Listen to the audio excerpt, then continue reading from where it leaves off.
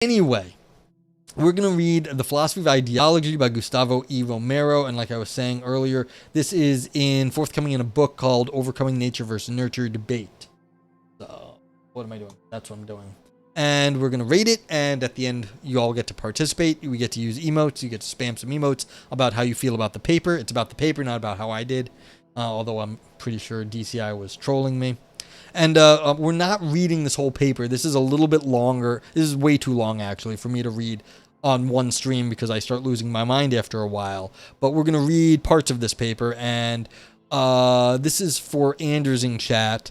And we're going to read the abstract, the first, second, and then some of the parts on science versus ideology, which is like, so the first, second, maybe third sections, and then like the eighth, I believe it is. So here we go. And as always, feel free to ask questions along the way. I will try to explain as best I can. My first time reading it too. Okay, the concept of ideology is central to the understanding of the many political, economic, social, and cultural processes that have occurred in the last 2 centuries. And yet, what is the nature of the different ideologies? What is the nature of the different ideologies remains a vague, open, and much disputed question. Many political, sociological, and ideological studies have been devoted to ideology. Very little, on the other hand, has been done from the philosophical field, and this despite the fact that there are undoubtedly many philosophical questions related to ideology and its role in modern industrialized societies. Just a few examples of ideology-related philosophical questions suffice to prove the point. What objects do ideologies deal with? Are the ideologies testable? Are there true ideologies? Do they evolve? How do ideologies relate to societies? Is the existence of ideologies inevitable in modern societies? What is the relation of ideology to science? Is the science just another kind of ideology? Are we, as human beings, innately predisposed to believe in ideologies?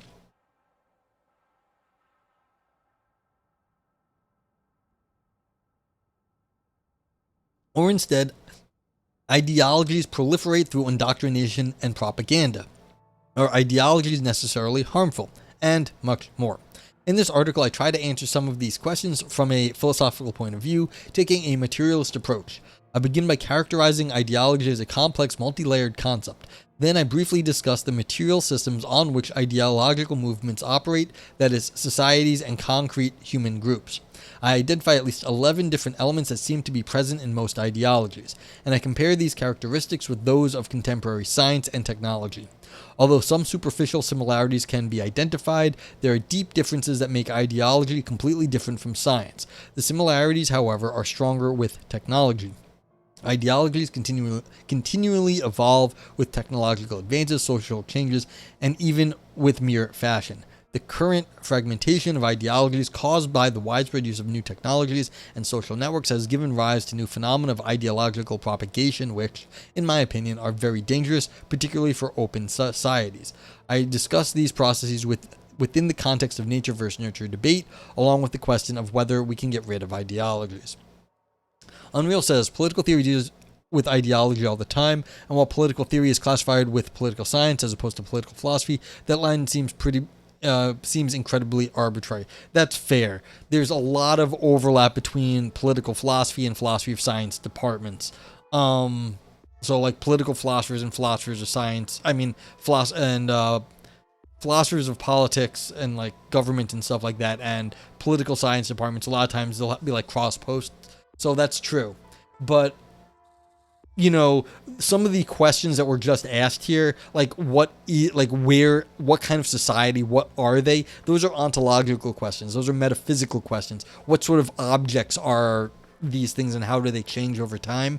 So this is more of a, metaphysically or philosophically oriented approach. Of course, this stuff has been discussed by other people, but like again, this person's trying to do the philosophy of it, or the more abstract philosophy of it. Duncan Stamp, what's up? Do I play D&D? No, I do not. Yeah. So I don't think I've ever played D&D. I might have played one role-playing game, but yeah. Your stream went blurry? Okay, well, shucks. Let me know, someone else in chat, if it's the whole stream. Would it ever interest me? Not right now. I am too busy at the moment to take up new hobbies. Okay. Thank you, Anders. Introduction. Ideology has been ubiquitous throughout the 20th century, and it still is today. Millions of people have been killed in the name of ideologies. Millions have been imprisoned, persecuted, displaced, or tortured for ideological conflicts.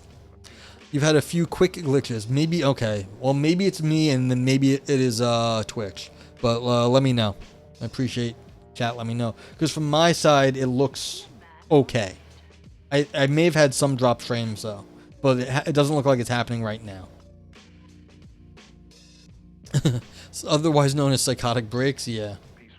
I don't think I've ever had a psychotic break, but who knows? Might not remember.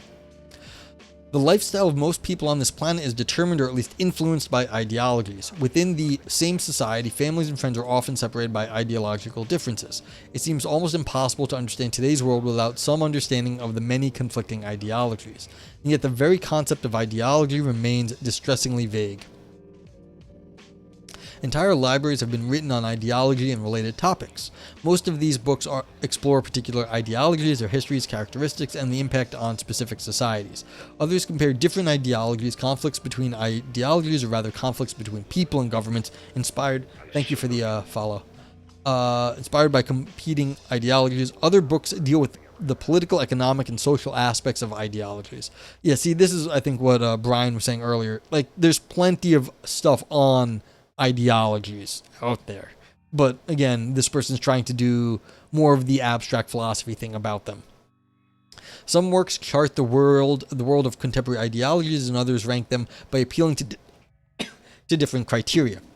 Some of these books are written from a political perspective and others from an ideological point of view. Almost none discuss ideology from a philosophical outlook. Yeah, so this is where we're going. And yet, ideology is full of aspects that call for philosophical inspection. A philosophical analysis of ideology is particularly pertinent because many ideologies are inspired by philosophical ideas, others in scientific theories, and still others in pseudoscientific concepts. The philosophy of ideology is more than just a branch of political philosophy because ideologies are not only political. They can be biological, economic, or cultural. Among the many philosophical questions that we can ask ourselves about ideologies, I mention the following. What is an ideology? What objects do ideologies deal with? How many kinds of ideology are there? Are ideologies testable? Do they evolve? What is the relationship between ideologies and society? Are there true ideologies? Is science some kind of ideology? Are we conditioned from our social... I'm losing it. Are we conditioned from our social environment to believe in some ideologies? Or are we, on the contrary, innately willing to accept some ideological attitudes? And lastly, do we need ideologies? The variety of seemingly contradictory opinions that exist in the field of ideology studies makes a philosophical assessment desirable, one that can shed some new light on controversial issues and help dispel some of the vagueness that plagues the subject. Yeah, vagueness is, I never like this term because I never use it myself, but if you're wondering kind of what that implies, it means that people have a lot of baggage associated with all these ideas, and it's hard to straighten out who means exactly what or what the term means because it's got so much historical or contemporary baggage associated with it. So, yeah.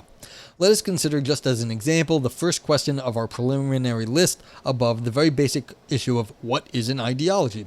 Terry Eagleton, 2007, for instance, offers a list of 16 competing meanings from the term ideology collected from a wide variety of authors.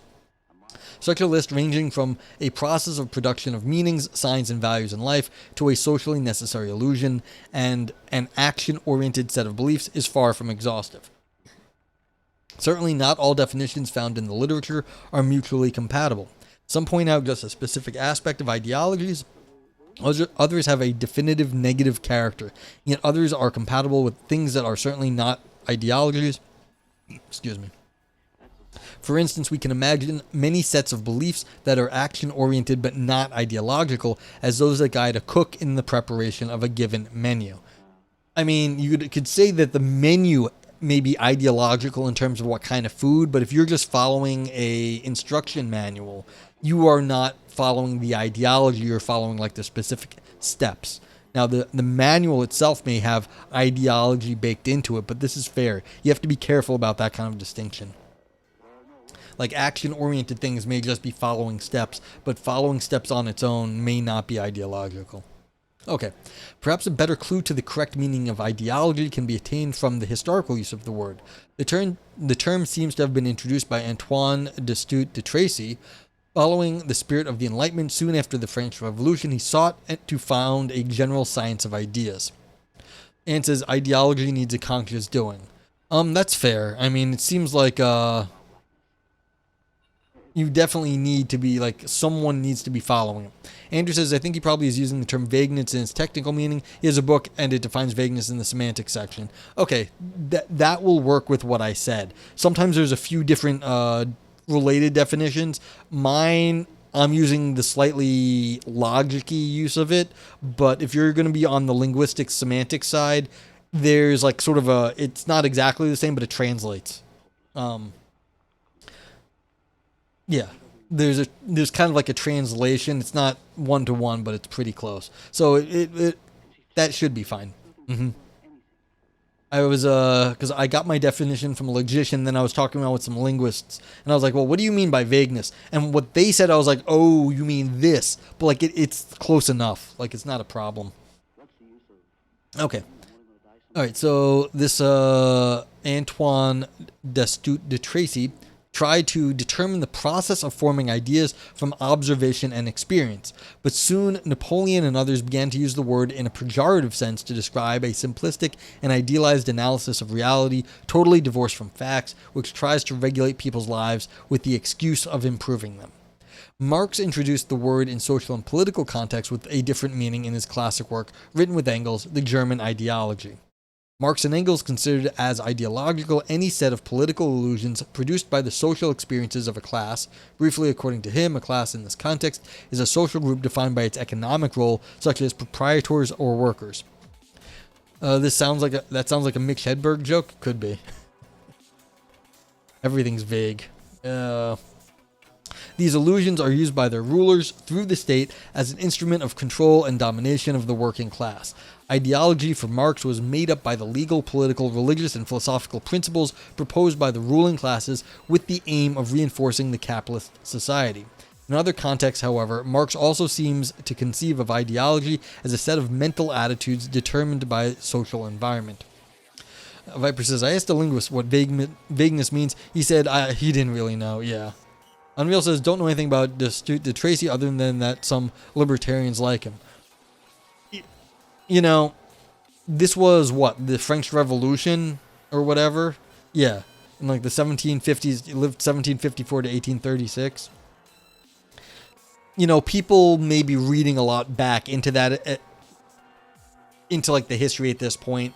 I wouldn't be, you know, I don't trust the libertarians myself, so who knows what the person actually believed. But yeah. Okay. Thus, members of different classes are both directly and indirectly taught to think and behave in ways appropriate to their own class. With revolution and the suppression of classes, the ideology should disappear.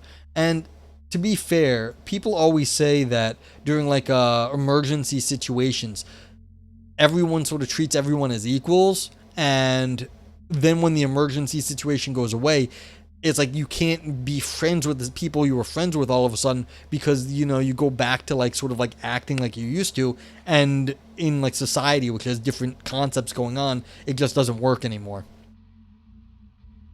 Okay. Lenin, on the contrary, thought that a socialist ideology proper to the working classes was not only possible but desirable. Such an ideology would help develop a working class consciousness and prevent this class from falling into trade unions. On the contrary, religion is an intentional creation of the ruling class for Lenin, a kind of social tool whose purpose is to ensure the domination of the workers. The Italian communist Antonio Gramsci thought that ideology is consciously produced by intellectuals. Different ideologies conflict within the same society until one of them prevails. Engaging in the cultural war to achieve hegemony is the main task of the organic intellectual, that is, one closely connected with the class structure through some organization such as the Communist Party. Karl Mannheim realized that any social environment influences human thought, so a society with many different social groups and class environments will produce a multiplicity of ideologies. His total concept of ideology refers to the modes of thought and experience, the Weltanschauung or worldview of an age or group originating in a collective life situation. Yeah, so we're getting like a rundown of all the different ways this word has been used. And it's like, yikes. Okay, so we've got all the original definitions, recent ones from philosophy. Now we've got the historical, and now I guess we're gonna move into what? Okay, we're almost done with this. I was like, geez, all of these things. Okay, and now we're talking about social scientists. Many social scientists and political analysts today use the term ideology in a purely descriptive way to refer to any discrete and relatively coherent system of beliefs that inform the social and political actions of a human group in a given society. And it says, so ideology does require intention, otherwise it's just like convention.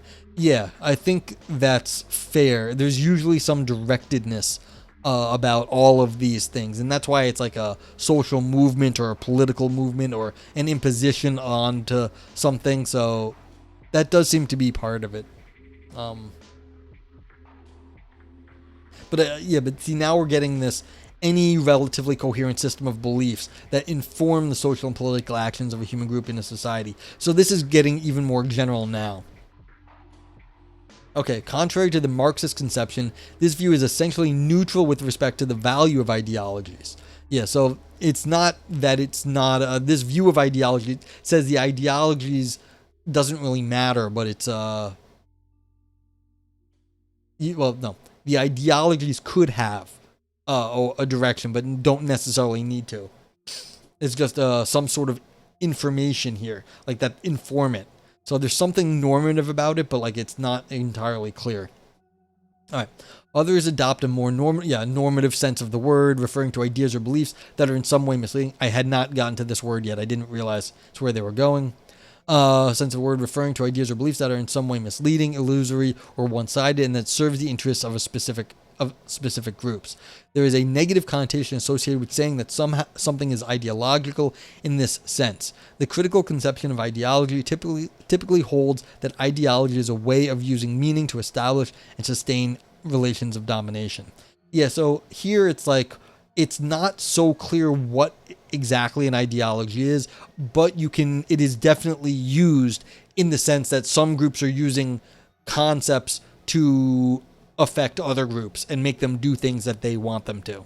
So it may be neutral, it may just inform the way you see the world, but it may also be directed at making you see the world in a certain way.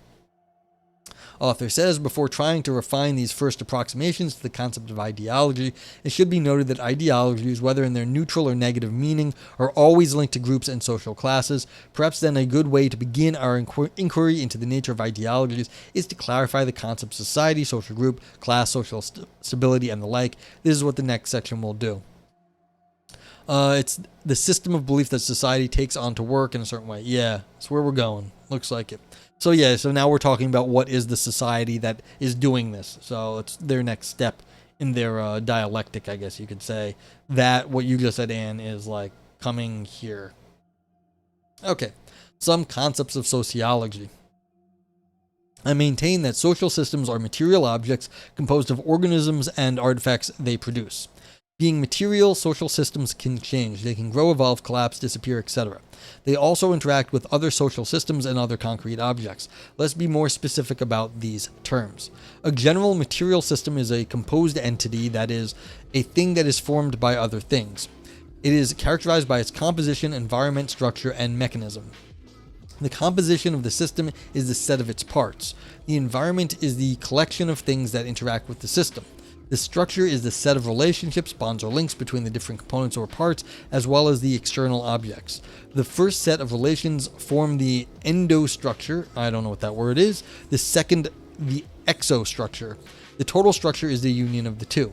Finally, the mechanism of the system is the collection of all its internal processes. A process is a series of lawful changes. Okay, so you've got like the internal structures and external structures, endo and exo structure, fine.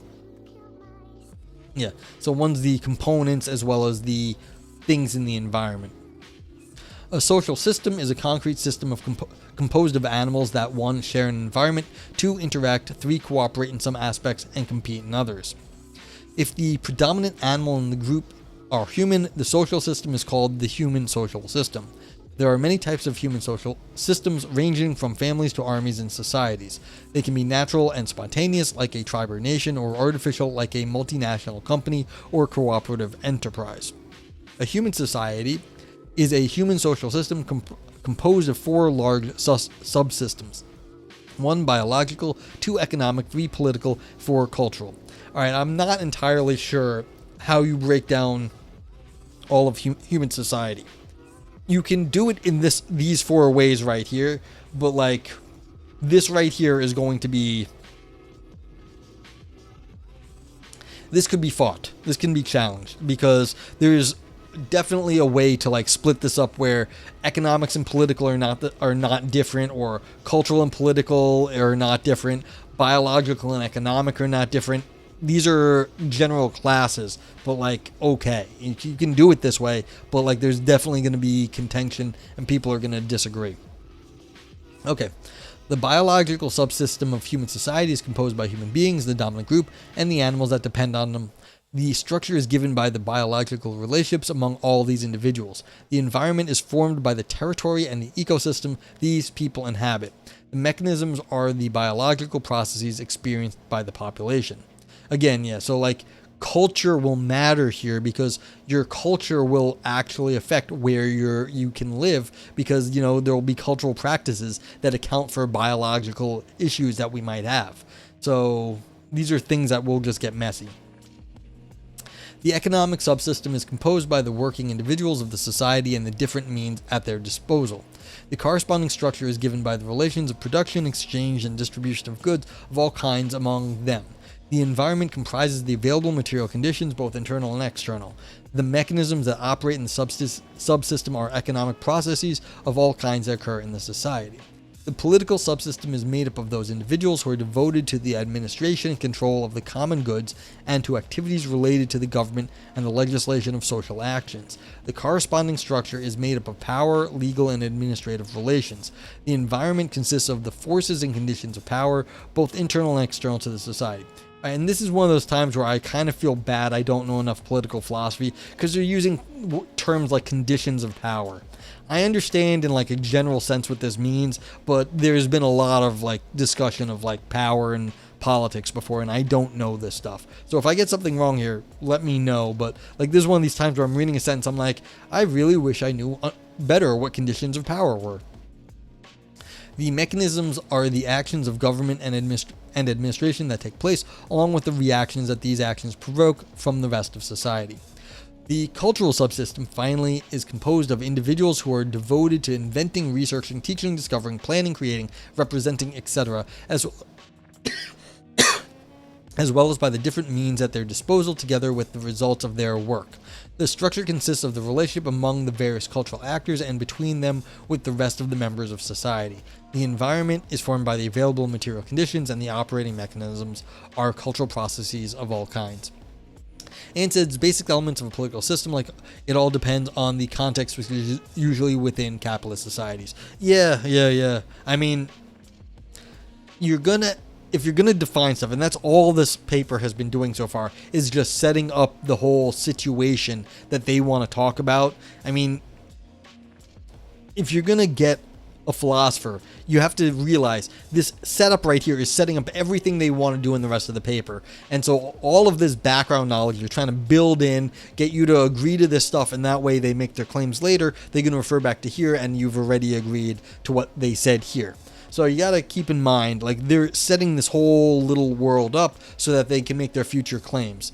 And a lot of economics terminology. Yeah, so there's going to be a lot of presuppositions and, like, you know, premises built into all of this stuff. And like I said, not my area, so I may not be recognizing all the moves that they're making here. but like you can see that they're doing stuff, and it's not obvious that this is all neutral. Anders, this is how all philosophy is written.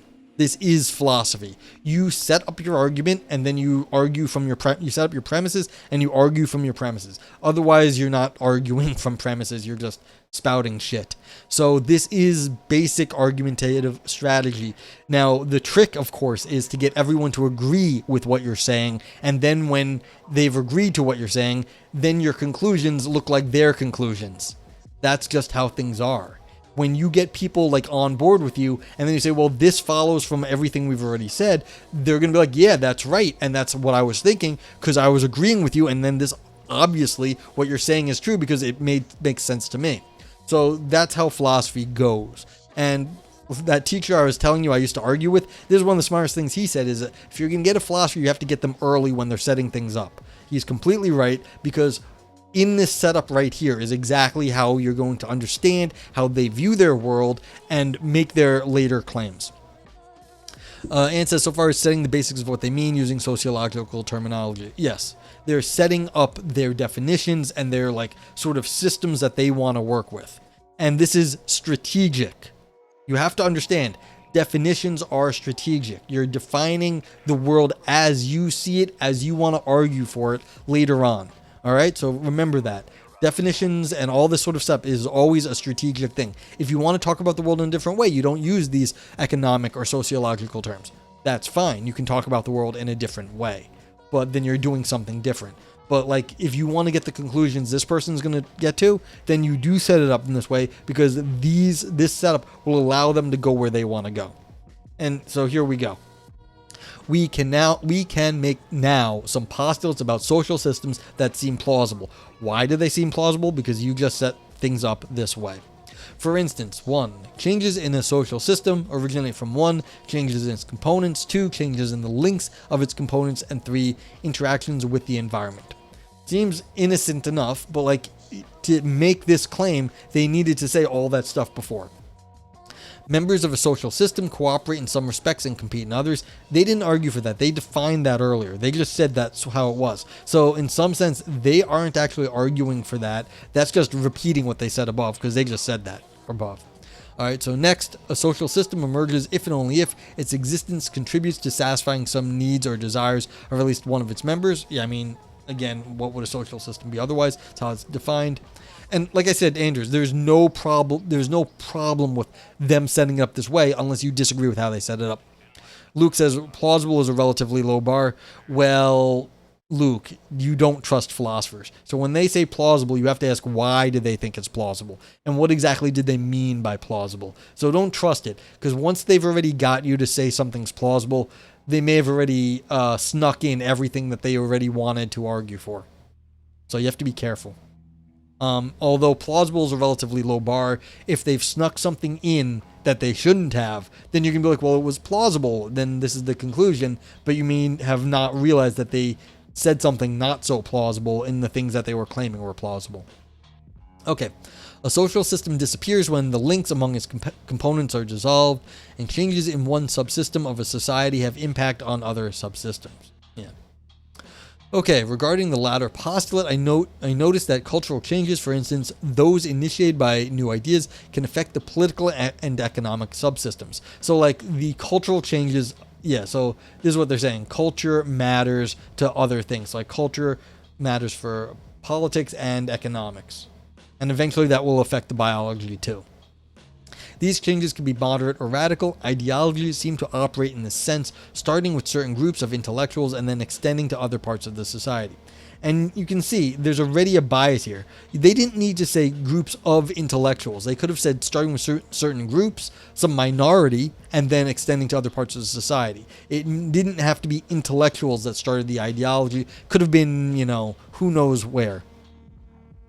Okay.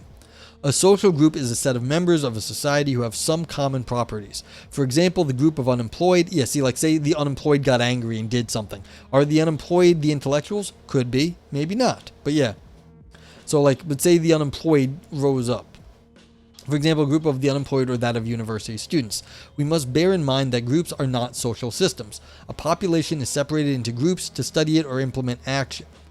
action plans. For example, the group of all those over 65 years of age will be the first to be vaccinated in the event of a pandemic. Yeah, the elitism academics, like those simpletons, can't think for themselves. Exactly. People can think for themselves. They do not need to be academics to like think. I mean, a lot of smart people are not in the academy. Viper says MAGA is pretty intellectual if you're a cockroach. Yeah, but again, there are some people in that group, like, even if a lot of them are idiots, that doesn't mean all of them are that stupid. They may not. They may be relatively intellectual. I mean, granted, like, it's harder in these sort of populist movements to see this, but it doesn't mean that you have to be sort of ivory tower intellectual to get anything done. A mold bug, yeah. So you don't want to be like, oh yeah, it was some guy in like some old white man in the university that did this. A lot of times it's not. Yeah, that's fair, Vipers. It is a relative term. I mean, you're not gonna get like big movements out of like complete morons, but there's no reason why everything has to be like set off like to the intellectualist like into that like the academy or whatever. Okay. Although the individuals that make up the groups are material, the groups themselves are not. You can vaccinate human beings, not groups. Groups are said to be vaccinated only when most or all members belonging to the group are vaccinated. Yeah, so this is not the yeah, they're not social systems. A group is just a group. It's not a social system. You can define a group, but the social system means the social system as they were defining it has certain kinds of interactions that happen within the group and within and from without the group. But just grouping people doesn't mean it has any internal interactions. Blah. Human groups are concepts abstracted from real people and used to think about various types of social systems. This does not mean that the groups are not objective, because objectivity is granted by the specification of a clear and explicit criterion for the formation of groups. That's fair. You can define things as you want to, as clear as you want to. The group being a concept can be well constructed if the criteria are justified in a given context, or poorly defined if the formation rule is not clear. For example, the group of young people or the group of poor people, if the terms are young and poor are not carefully defined. Social systems are material while groups are concepts. Yes, but like again, there's more to, they define social system above. Like they were saying social systems had all these kind of interrelated links. A group can be arbitrary. It doesn't have to have interrelated links, like interactions between group members. The social systems did have to have interactions between like sub parts of the group and parts of the world outside the social system. So that was like the environment. It was like the exo whatever and like the endo structure and the exo structure. That's what like tripped me up before, because I didn't know where they were going, and now you can see why they did that, because group doesn't have the endo structure and the exo structure. Group is just a defined term. It doesn't have systems within the group and then systems that relate to the group as a whole. Okay. There can also be arbitrary and subjective groups. For instance, the group of my friends at any given moment depends on my subjective evaluation of friendship at that moment. A concrete social group is not a set but a collection of interacting individuals. Contrary to the social group, it is not a theoretical construction but a material system. Specific social groups can achieve goals that are beyond the reach of their individuals. Some examples are work crews, police squads, gangs, sports teams, research teams, armies, musical bands, and mobs. A social class is a social group whose members are supposed to dominate or to be dominated in some way by members of another human group.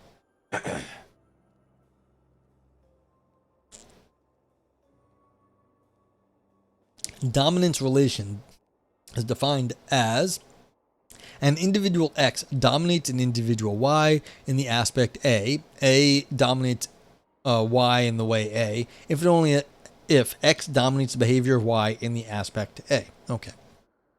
Note that according to the nature of A, we can differentiate political, economic, religious classes, etc.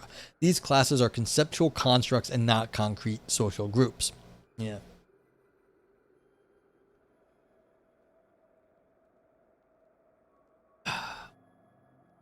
You might have to reload because I did drink twice there, Vipers.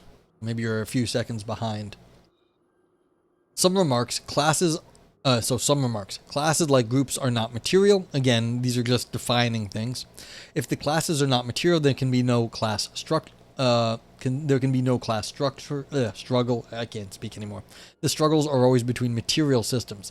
Classes can't be self-aware because they don't have brains and hence they do not think. The concept of class is useful for analyzing the structure of a society, but classes cannot cause anything because they have no causal power. All real change in a society must occur because the behaviors of real individuals change. Although classes are not systems, some members of a class can group together and form a system, and their actions can have an impact on society. The struggle is real, yep. For example, unions or churches can bring together many members of a class and cause social events. Some of the considerations on sociological concepts offered above give us clues about what ideology is. If social systems are real, concrete entities, and then they are capable of change. They can be changed by external forces such as conflicts with other social systems or by changes in the environment such as climate change or sudden catastrophes. Or they can change due to epidemics or other health problems that affect at least part of the biological subsystem. But social systems, and in particular societies, can also be changed by the actions of some of the intentional agents that belong to the population. These actions can take different forms: voting, labor legislation, even violent revolution. And the actions of individuals originate from their mental configuration, their values and ideals, so any cultural framework capable of promoting some actions and inhibiting others can be used to induce changes in a society in a certain direction. Ideologies appear to do that. They seem to be instruments to generate or prevent social changes. Okay, so this is where we're finally getting to. What is an ideology? They are things to generate or prevent social changes. So they either change the status quo or they maintain the status quo. Luke says, point being, government groups, classes, corporations, etc. don't exist. Only people exist materially. And you can see that in the way they're going about this, is that they really want to maintain this sort of materialistic perspective. And, like, the only things that happen are the agents, like the material agents, and how they interact. And they can interact in different ways. But how we talk about them is not real. And so the idea is that through ideology, this is what it looks like to me at least, through the ideology, you get the actual agents to do certain things. As they just said, like a church group can get people to do stuff via the church ideology or whatever it is.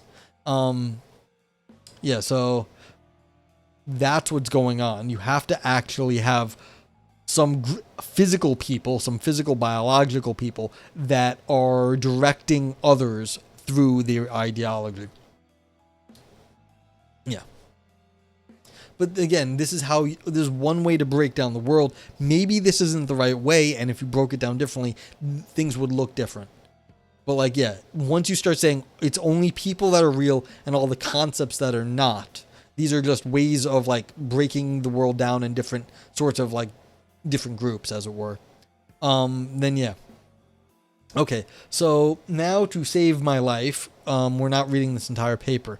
The question is, where should we go from here? The next one is some neutral concepts of ideology, and it's more history right here. Let's see. So we could look at this. Okay, so essential features of any specific ideology. And I did say I'd read chapter 8 because that's what Anders wanted. Types of ideologies, and then we've got some examples. Populism and terrorism, yeah. And then we've got science versus ideology. I suggest we go back and look at one more of the previous sections, maybe that like defining ideology. Yeah. All right, so the concepts will remain in the same realm. Yeah.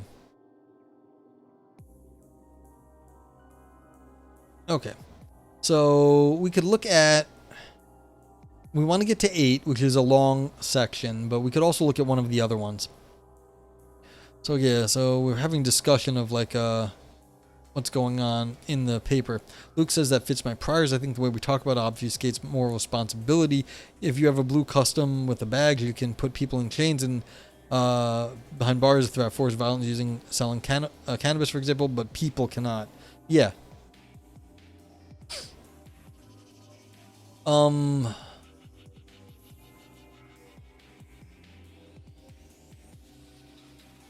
I mean, the blue badge thing, you could always like organize with your friends and grab somebody that like was weaker than like the group and throw them somewhere. You didn't need to do you didn't need to have the badge to do it. That's one way we organize our society is we say, okay, the police can like enforce these laws in a certain way. Yeah. So like people can do that, but you have to organize people to be like, all right, we're going to grab this person and do something to them. All right, so let's see. What should we take a look at here? Don't need all these examples. We don't need types. Let's see if I want to just check out 3 again. This. Philosophers can't shit. Only a philosopher can shit. Yeah, that's right. All right, so let's see. Let's go look at this essential features of any specific ideology. Okay, wait. Let's just... Here we go. I'm going to read the last paragraph of section 3. In short, in a broad sense, an ideology is more or less a collection of beliefs and values not necessarily true or coherent, held by a group of individuals in a human society, which is used as a tool to gain control over that society. Again, so what are we doing? Ideology is a tool for societal power. That's what we're dealing with here. So an ideology is a tool for societal power. Well, that's what I want to get to, Anders. And so we didn't need to go through all the history again. We just needed to get to this definition. An ideology is a tool to gain control over society. So it's a tool that generates societal power. That's all it is. Okay. Because like all this history is like, well, they had to go through all of this history to get to their general thing. Thank you, Anders. I want you to be happy with the read. You requested it. Okay, so any essential features of any specific ideology. Although the definitions given above offer a broad characterization of the concept of ideology, we can still ask ourselves what characteristics are essential to call a certain body of beliefs ideology. In order to clarify this, I propose to consider any specific ideology, political or not, as a multi-dimensional field of beliefs. We can represent a field, such a field as 11 tuple of the following elements. All right, this is ridiculous. It generates works maintaining it. It's very circular. It's a mechanism that sustains itself. Yes, so it's a social mechanism built to sustain itself. But that is not necessarily terrible. You can have things that, prop themselves up. And like that's a feature of our world, that you can have self-supporting systems. And so there isn't anything inherently wrong with that. You just have to be able to recognize them compared to other things which are not self-sustaining. Like, for instance, will life sustain itself on Earth without the sun? The answer is no. We need like energy coming in. Otherwise, all the plants will die and there'll be no more oxygen and humans will die and that'll be it. But like a self-sustaining system, on the other hand, you could have like, something like a closed system that just sort of maintains itself.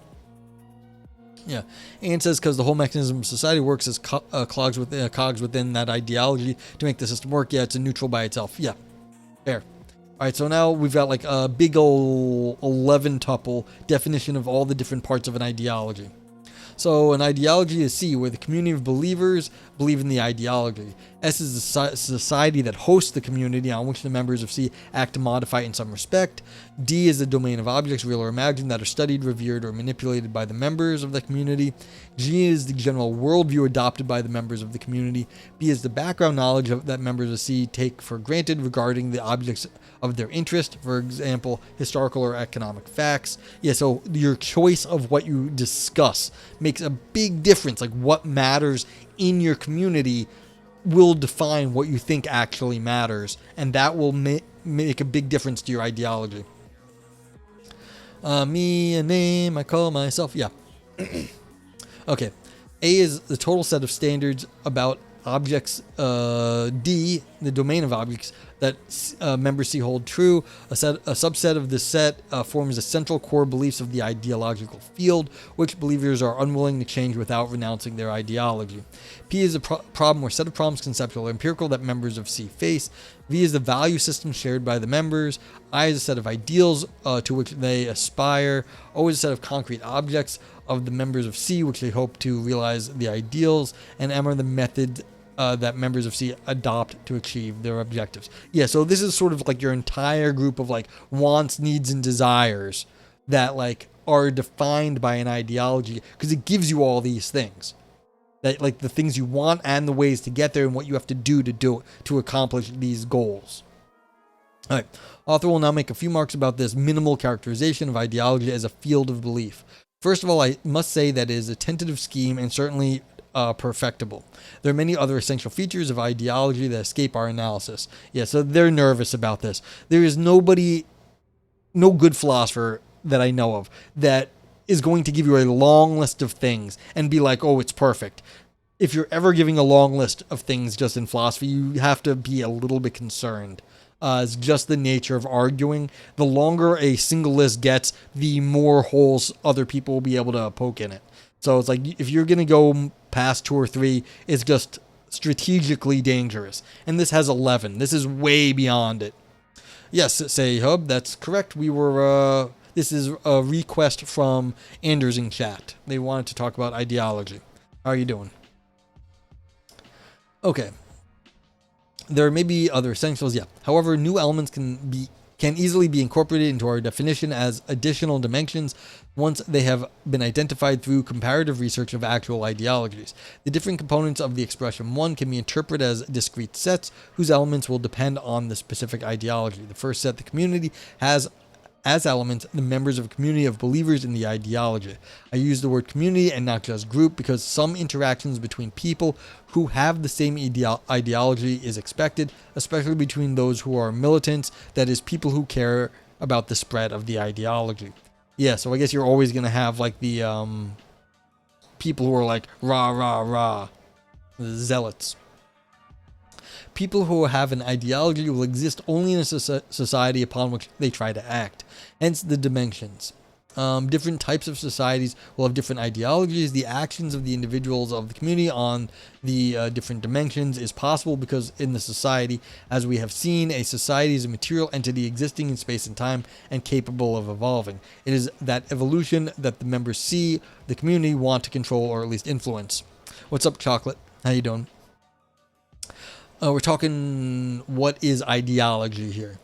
The scope of an ideology will be given by the domain D of objects that concern the believers. These objects are social or political items. The ideology will be socio-political. But it could be the case, as we will discuss in the next section, of broader or narrower domains. People who hold an ideology will share some worldview or at least elements that are in common to several worldviews, no matter how simple. This will give their beliefs the minimal coherence necessary for argumentation or at least for propaganda. Yeah, so you need something see, this is how people get used. You have to give them enough ideas that they can keep spouting the propaganda. For example, followers of an ideology may view the world as a material system where human beings are free to act, or they may think that God created the world and we must act according to his designs, or that human beings are inherently evil and therefore they must be controlled and regulated down to the minutest detail if they are going to live in a society without killing each other, etc. Of course, the worldview could also be much more elaborate, informed by science and technology. What is this, Zizek? What's up, Richard? No, this is Gustavo E. Romero. You can check out the link and where this is there. This is forthcoming and talking about nature versus nurture. So this is more about ideologies in society, although Zizek does talk about that stuff too. If the proponents of an ideology want to change some aspect of society, then they must have some knowledge or pretend to have some knowledge of the relevant aspects in order to devise some course of action. Phil papers more like loser papers? Yeah, exactly. What's up, Valpo? Yeah. For example, some economists ideologically identify with some left-wing ideology might think that he or she knows that inflation is always caused by speculative behavior on the part of manufacturers, merchants, and goods distributors. Oh man. They get there in the end, Anders. I don't quite know how they'd get there, but they say they do. It's one of the later sections in this chapter. So it is there, but like towards the end of it. I mean, we could try to get there. I don't know if my voice will last. Okay. So then he or she, given the right power, could try to implement and enforce price controls at supermarkets or other shops. Another liberal economist might think that his or her colleagues' actions are nonsense because the government's practice of having the central bank printing money to finance public spending is the main driver of inflation.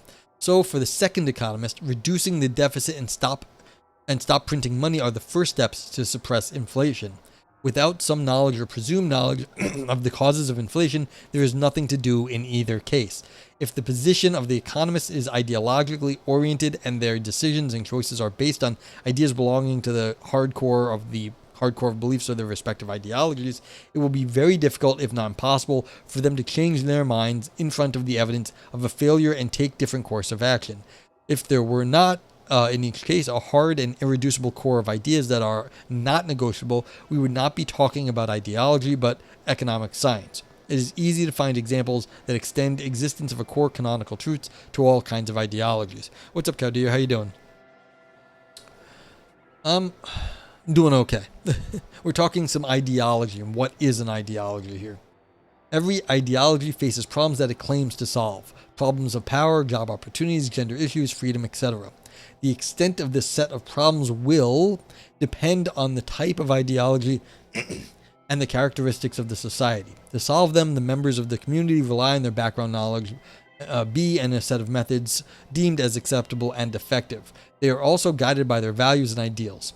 Values can be part of an elaborate axiology or simply a set of morals, depending on the degree of sophistication of the ideological field.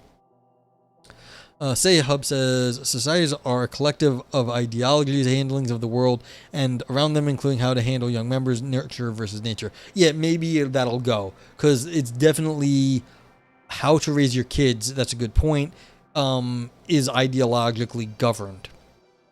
Kadir says, same, just playing some Path of Exile. How is it looks like a bunch of people were playing the new season. I hope it's good. I thought an ideology was just a system of ideas. This author defines it as a system of ideas that are used to gain social control. So it is an idea. It is what you say it is, but there's a purpose. People have ideologies because it gives them social control. And so that further step makes a big difference. Problem solving through ideology. Yes, because the ideology is trying to get you to make society a certain way. And so the fact that the society is not that way is a problem. And it gives you methods and abilities to solve it. So, like, again, if you're in a situation where your ideology says you can kill the other people, then killing the other people is on the table. That would be a way to solve your problem, is to kill your enemy.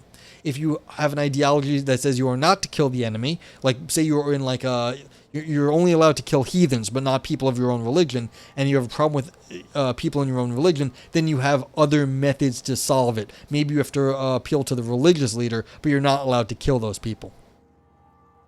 Anne says ideology gives the systems a meaning too. Yes, that's fair. Yeah, like gives you a system of what matters. And that's what they're saying. There's a fancy word here, axiology. This is just axiology is a study of value. That's what axiological means, is you can have study of value. So it's giving you a structured understanding of what's valuable in your world. Richard Printer Cell says Vienna Circle is right. Values are lame. Yeah, but there's no real Vienna Circle people around anymore. So, I mean, if you just want to be like you're a Vienna Circle ideologue, go right ahead. But there ain't that many of them. And it says makes things in society make sense. Yeah, gives meaning, gives value, gives people a sense of direction. Yep. Have a problem? What's the best outcome? What ideology you use to arrive? Exactly.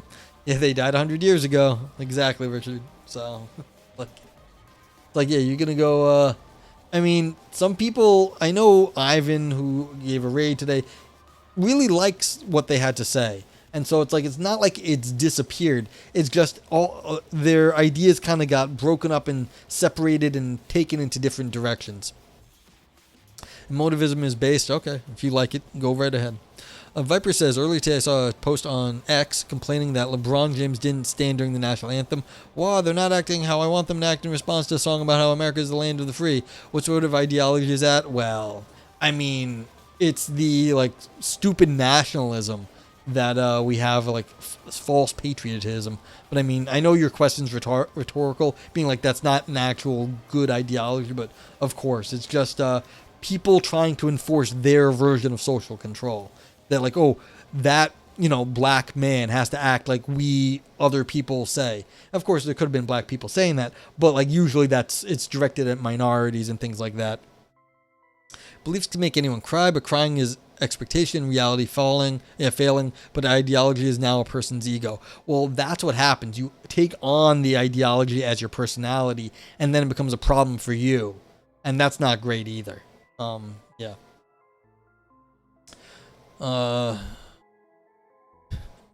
It's the land of the free as long as you do exactly what I say and act in the way I say it. So it's like, yeah. Okay, so I think chat is mostly on board with what they're saying here. So it's like all of this sort of like value and meaning giving is what the ideology does. Okay, ideals are conceptual models where different values are exemplified.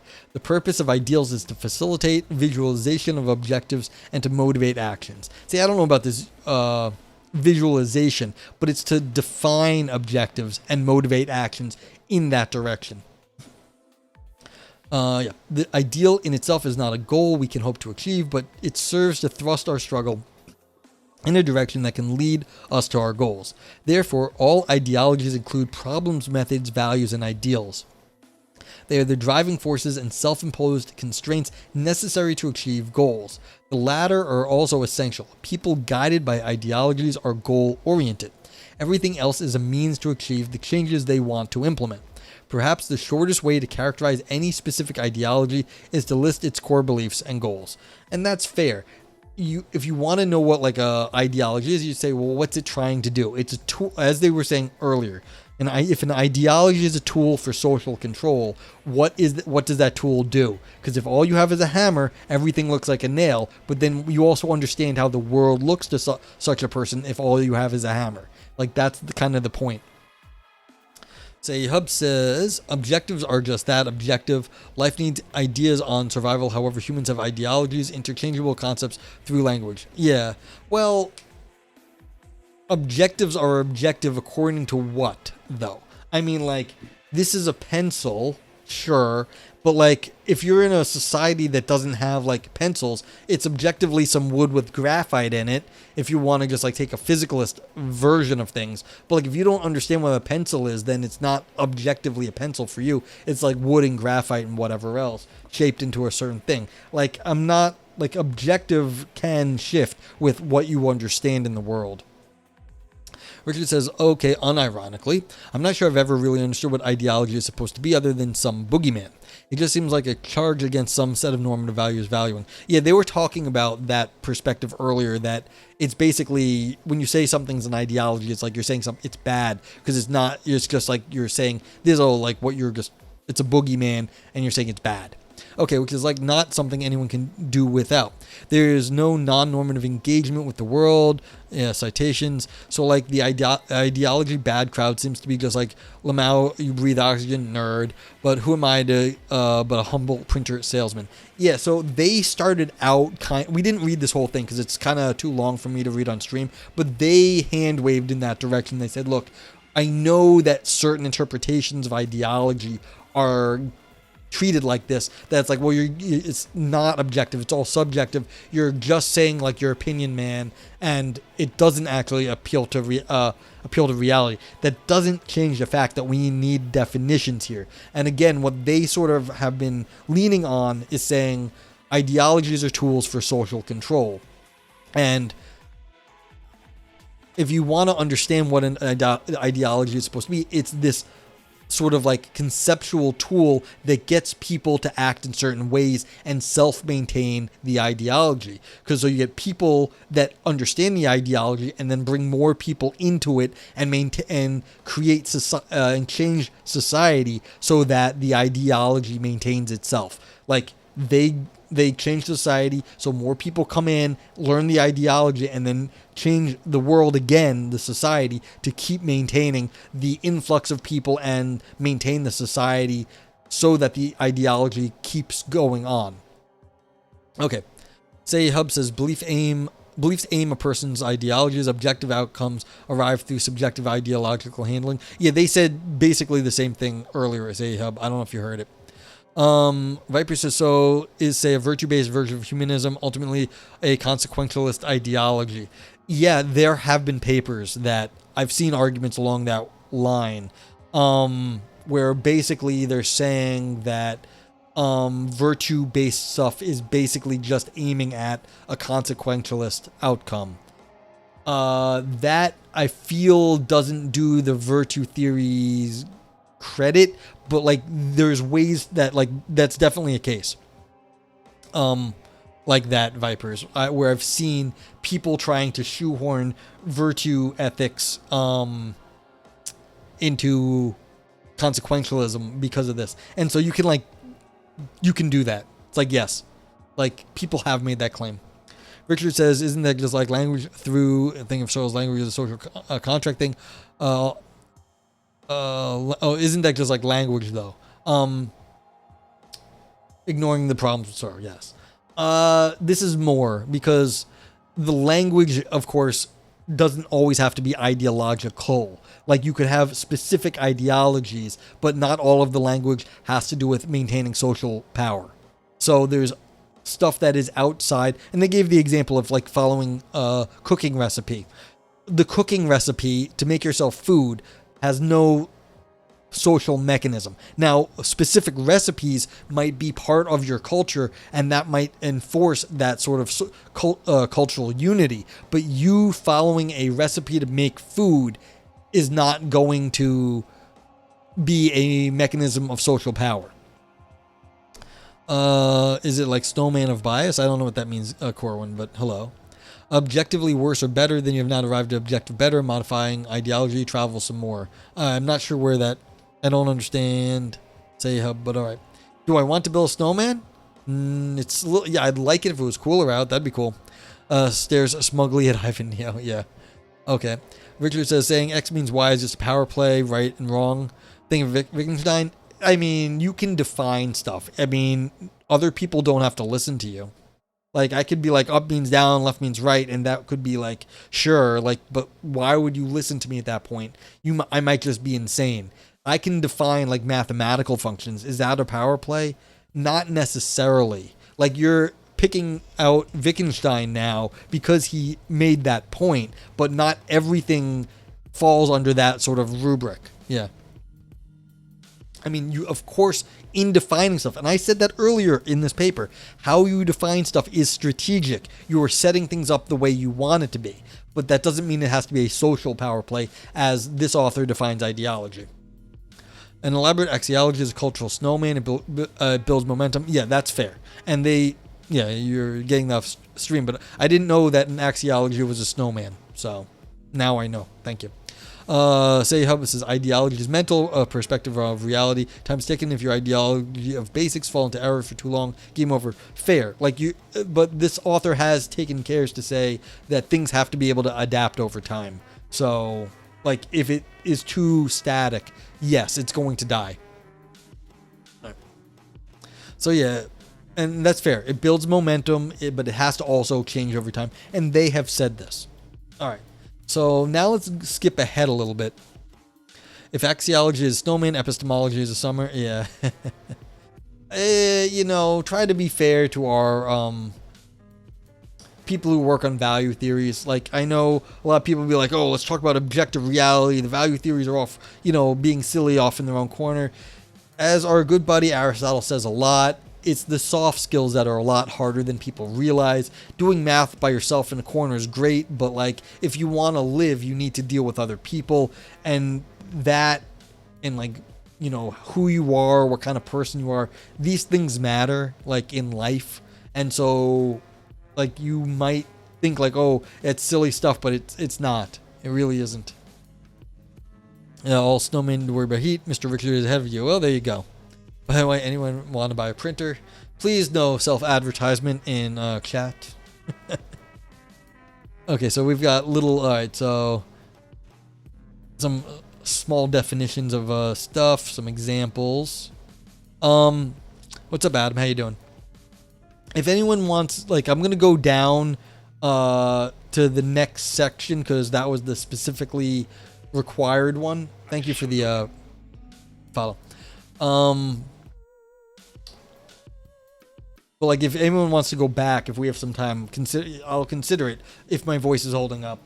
But again, we're already after 2 hours, so the chances are diminishing that will be the case. All right, science versus ideology, and this is the last requested section from Anders. Is science just another ideology? Many people seem to think so. I strongly disagree. Author strongly disagrees. I don't know. But before discussing the relationship between science and ideology, it is convenient to characterize science. I will adopt an approach similar to the one I applied earlier to the concept of ideology. I will first offer a general outline and then a multi-dimensional analysis. Science is the result of highly complex human activity, and any simple attempt to define it through a single salient feature tends to degenerate into mere caricature. Science is the result of a systematic human effort that aims to acquire true knowledge about the world. It is not the only way to obtain human knowledge. We can learn many things just by observing, practicing, reading, etc. You're yawning on these sentences? Yes, chocolate. This person has a style where they make a lot of lists, and it is not the most engaging. It is not the worst to read, but like it's a little plotting, you could say. Yes, we've got the printer sales and we got the snowman, and it's like, I don't know, maybe you could start selling printers that make snowmen. I don't know. Science differs from these and other knowledge acquisition operations in that it is a systematic and its results are subject to a variety of controls. Furthermore, it is a progressive activity in the sense that scientific knowledge increases with research. There are several indicators of scientific progress, including the improvement in the ability to predict events and the increase in human capacity to manipulate the environment through science-based technology. I mean, these things can be debated, but like, generally we think we are getting better at science. Hey, what's up, Value Bun? Unlike other forms of knowledge acquisition, science produces conceptual representations of the world that are articulated in theories and models. A theory is a logically organized set of statements endowed with a specific interpretation that refers to objects of the same class.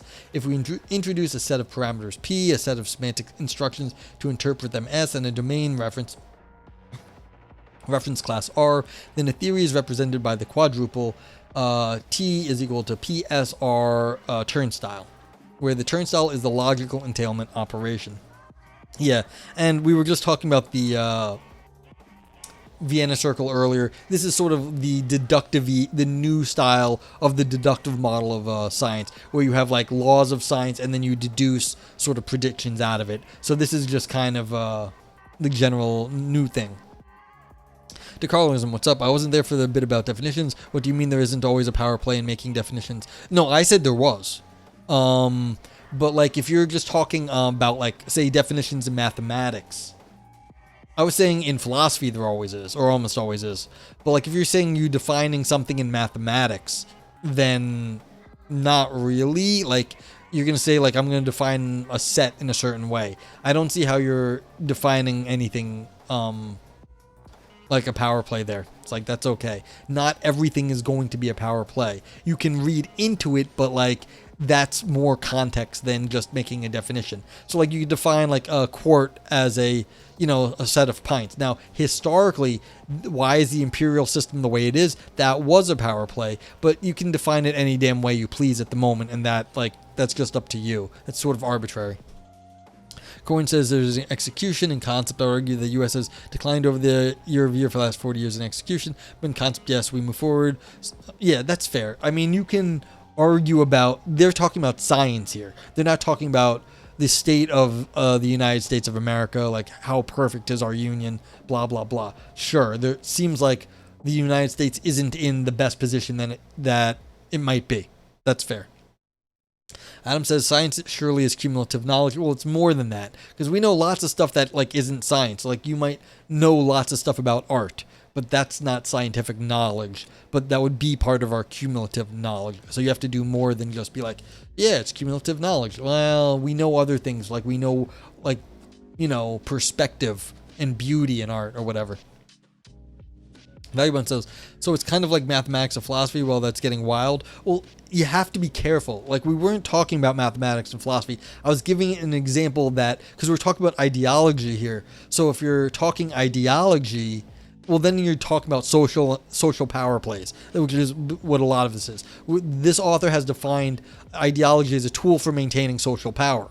I was bringing up mathematics because people were saying, well, all definitions are like social power plays. I was like, really? Because you can define stuff in math, and that seems to be a separate issue. So it's like, yeah, like you don't want to overstate the point here. Okay. So what is a theory of science? So a theory is a context that is closed under deduction. Every statement in a theory is either a premise or a deductive consequence of a set of premises. The premises are called axioms and the consequences are theorems. And from the theorems, you then can make predictions about the world.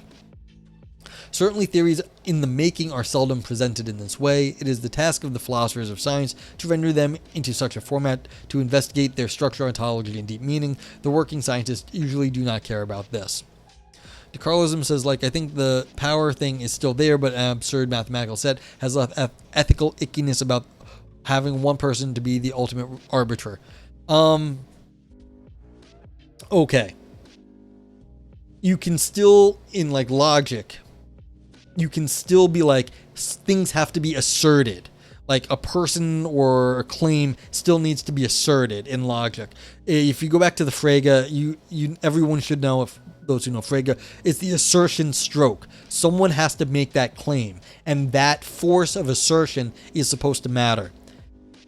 How you interpret that is going to be wildly abstract and like separated from like social things.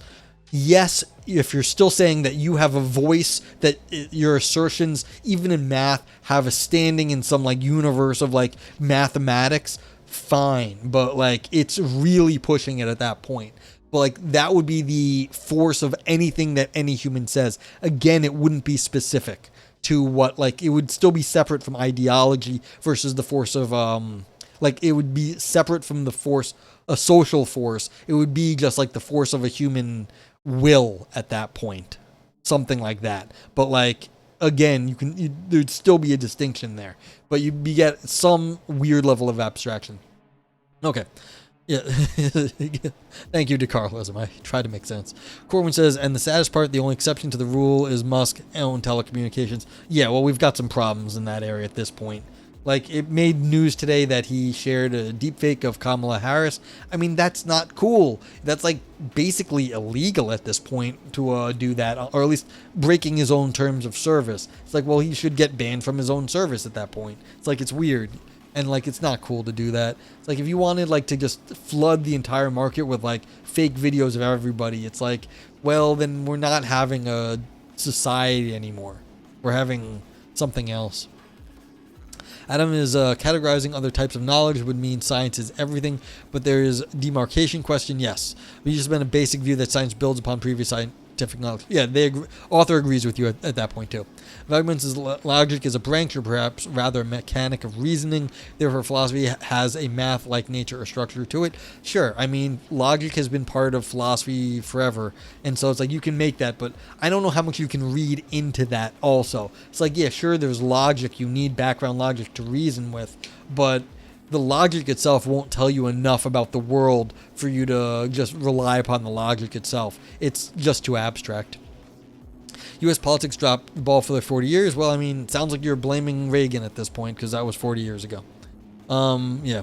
Say hub society first. Let's get to your safe space. They're good. Now sit down and relax. Tell me what has been ailing your mind. Yeah, I mean, this is what's going on. I mean, we've got interesting times, unfortunately. Okay. Yeah, and so then the author just did the philosophy thing and said, well, we have this perfect theory of scientific theories that no one except for philosophers uses. It's like, yeah, fine. We know. We prioritized the political gain first, our constituent second, and human progress took a backseat. That's fair. I mean, politics as an ideology is usually trying to maintain itself. The political power is trying to maintain the political power, and what should be happening is society should be trying to accomplish goals of society, not maintaining political power. And unfortunately, we have not got this figured out yet. Yeah, well, whatever. I think you got it right the first time, not the second time, though, Corwin. But it's fine. I'm not so fussed if like people make spelling or grammatical errors. I mean, I have streamer brain when streaming. I screw things up. It's like, as long as I get the point, like, it's cool. And I got the point. Okay. Contrary to a popular belief, the theorems of a theory never can be directly tested or except for coherence. That's fair. I mean, this is part of the later 20th century stuff. There is no falsification. It can always be avoided theoretically. So falsificationism is not going to work in the end. Okay, they didn't put any reference here, but like this is the case, and this has been like philosophers of science, philosophers know this now. They don't. It's not really a question, at least since I think Firebrand made the point first. Okay. Any evaluation of a theory against empirical evidence must be implemented through individual statements produced through a model. Models are obtained from a number of theories, T1 to Tn, and sets of specific assumptions, A1 to Am, that describe concrete situations symbolically. All of the stuff together imply the model at the end. Adam says logic rules of inference and which logic is used in context, but logic is highly technical. That's true. Well, formal logic is. But a person may not understand those rules and argue with you very logically, finding fallacies and the like in your reasoning. Yeah, there's plenty. You don't need to argue. You don't have to know formal theories to call out some bullshit. You don't. You can call out bullshit just by being careful about what you're saying. And plenty of people can do that. You don't need the formal rules to do that. Sure. Value says math and philosophy are more similar than different because they both study the abstract structure, hopefully making sense.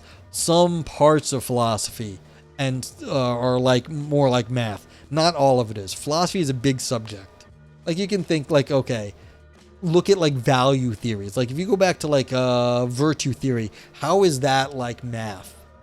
Like you can push it that way if you want to, but like you're saying, all right, I've got habits, I have to build up habits to be a good person. How is that a mathematical theory? So it's like some things in philosophy can be more technical, but that doesn't necessarily mean everything. It's a big subject. Say Hub says, if someone slapped you in the face, would you be angry or would you calmly ask for the reason why? Yeah, so again, that's putting ethics and like the theory together. It's like, no, you're going to be angry if you got hit, unless you are some sort of stoic god, which is not the right way to be. Going from reference models to the class, there's the rub, always. Society values why, and asking Mad Max already killed you both. Yeah, so again, it's not always the right thing to do, to sit back and wonder. In the immortal words of Mike Tyson, everyone has a plan until they get punched in the mouth. Okay. The model represents a collection of processes occurring in a specific circumstance. When we go from general theories to models, the reference class shrinks enormously.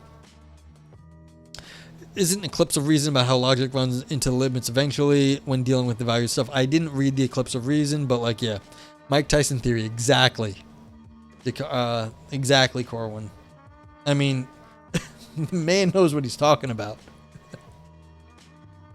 Yeah, and we do run out of argumentation at a certain point to Carlism. It's going to happen. I don't know what was happened in the Eclipse of Reason, but like at a certain point we just lose the thread. We don't know what we're talking about. We do very well in like our little area where we know stuff, but as soon as we start pushing outside of that, and it can happen reasonably quickly, you don't always realize, like then you just be like, I don't know anymore. Okay. General theories, unlike models, are not expected to make concrete predictions unless they are considerably enriched with special assumptions and data. That's right, you can have a full theory of the universe, but if you don't have any data about what's going on right now, then you can't figure out what's going to happen next.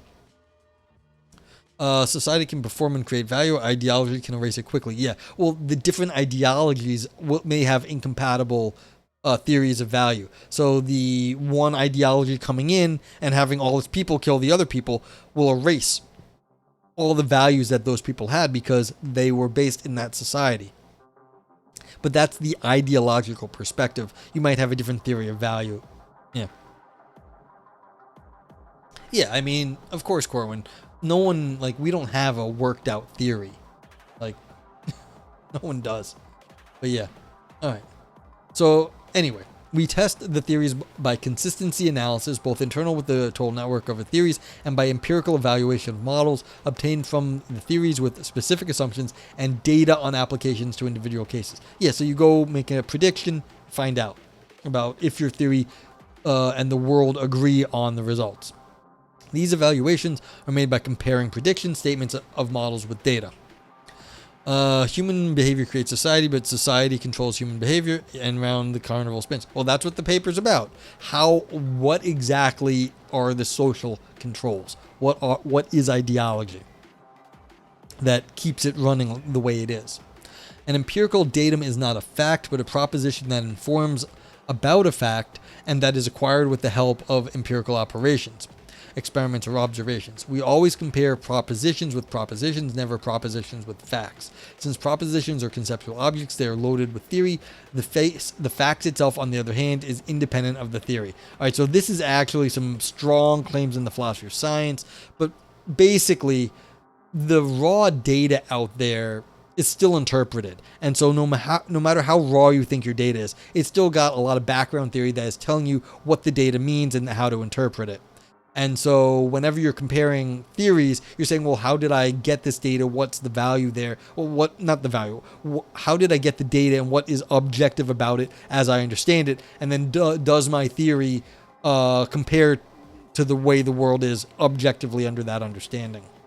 So, but yeah, so they're doing some hand waving here, but it's okay.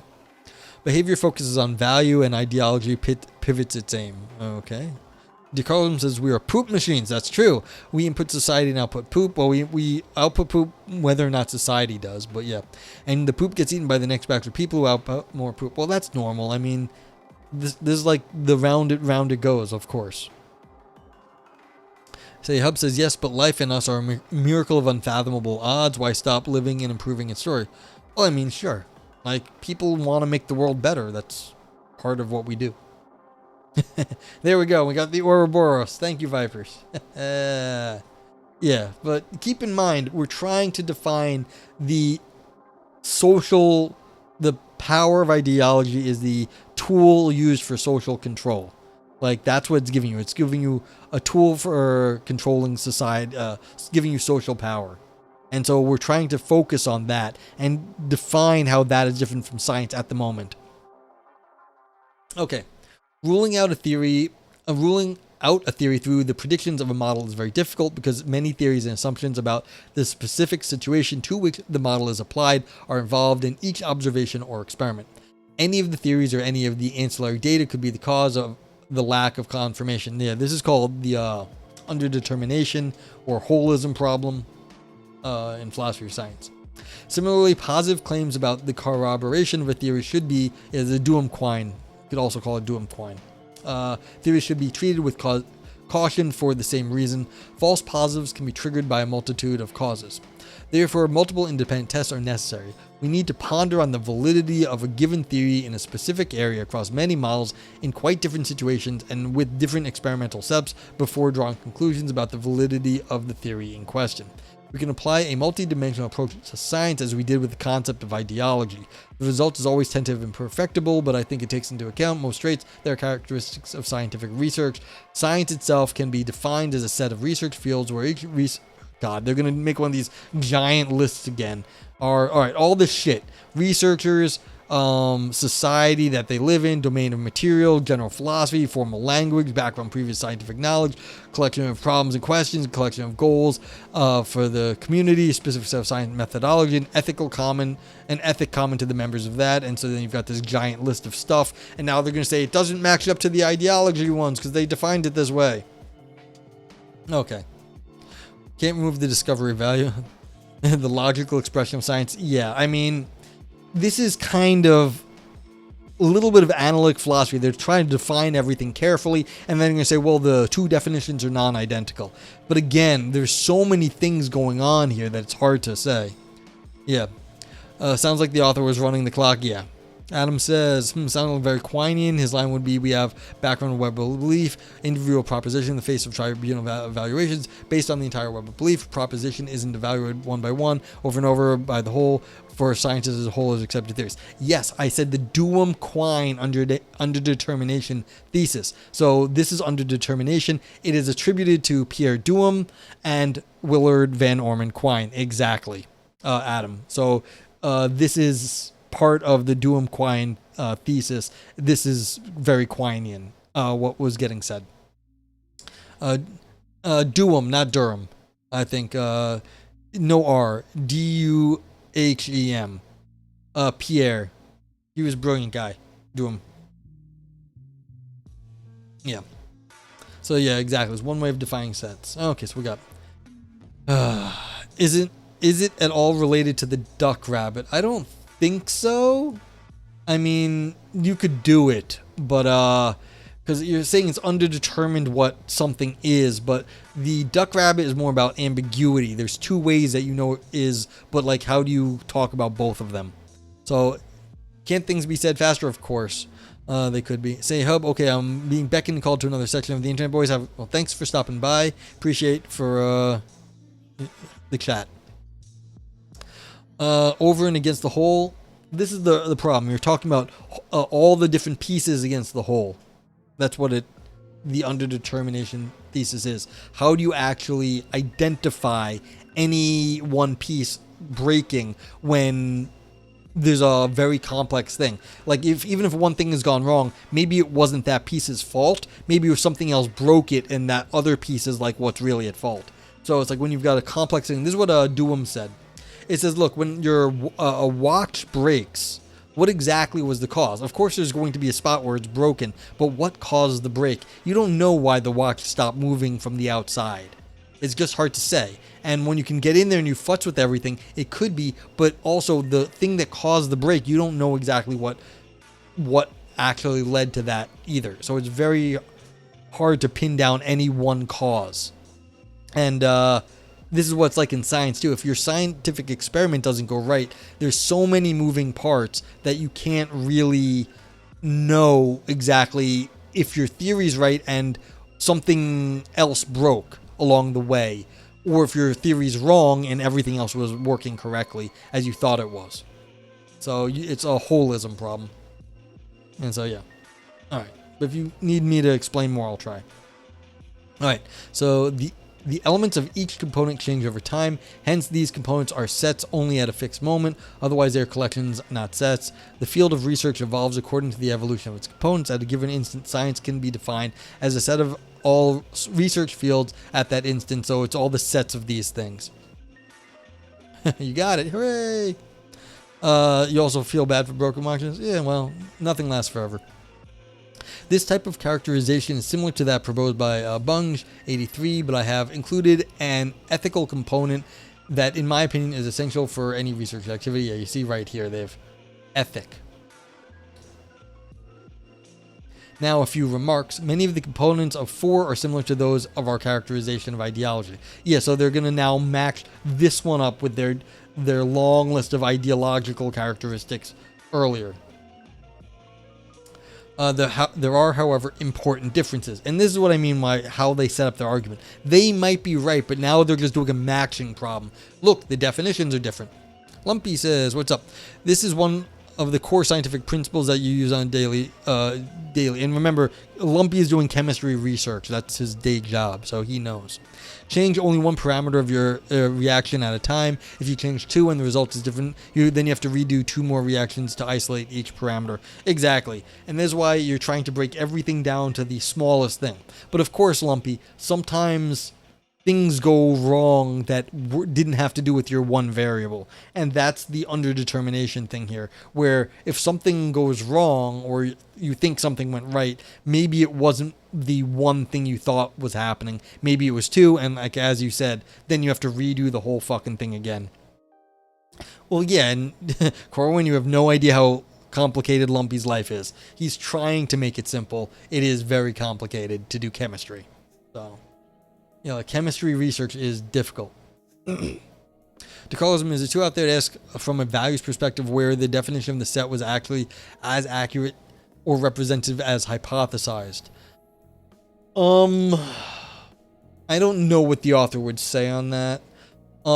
If you're in a scientific community, then you will have standards based on that scientific community.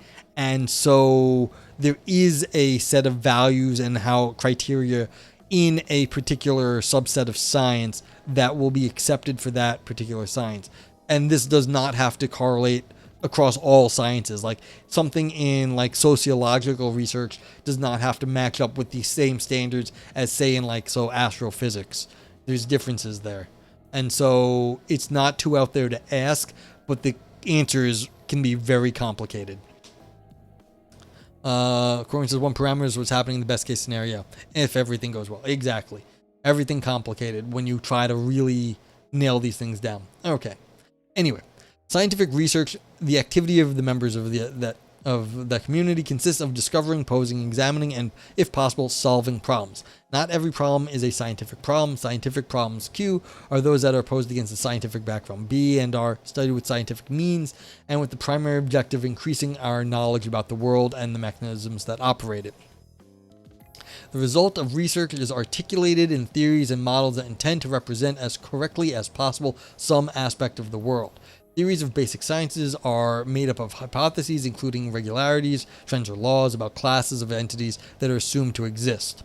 And B are capable of producing more or less accurate predictions based on specific models, and C contain no value judgments about the reality or action programs aimed at changing it. And see, this is the difficult one. In science, they're trying to say there's nothing there, but that's not always the case, because only in like very abstract science can you say no value judgments enter, because it is up to the community.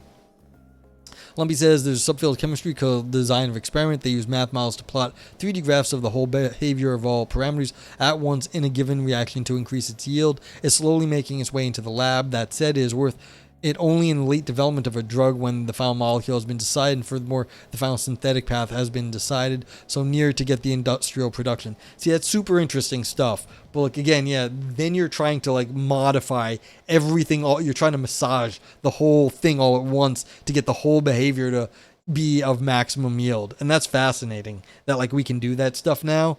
That's really cool.